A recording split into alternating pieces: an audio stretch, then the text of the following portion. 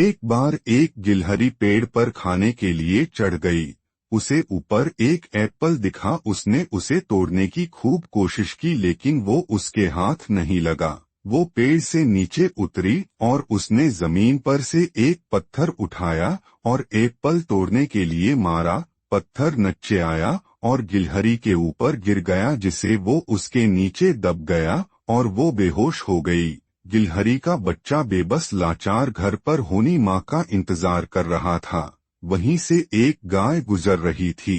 गिलहरी ने जब गाय को देखा तो उससे कहा, गाय बहन, मैं इस पत्थर से निकल नहीं सकती और मेरा बच्चा घर पर भूखा है और मेरा इंतजार कर रहा है। यह नेक दिल गाय थी। गाय ने कहा, मैं तुम्हारा दर्द समझ रही हूँ।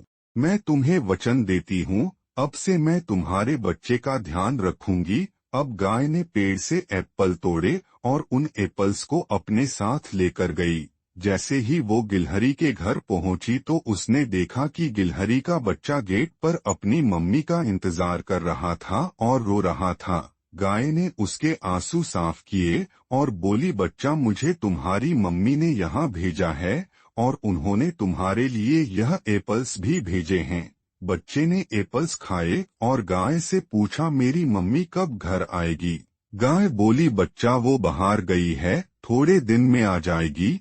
इसके बाद से गाय गिलहरी के बच्चों का ख्याल रखने लगी। एक दिन घर के बाहर एक शेर आ गया। गाय समझ गई कि सजेर इस बच्चे को खा जाएगा, इसलिए गाय बाहर आई और उसने शेर को अपने पीछे भगाया और उसे घर से दूर ले गई।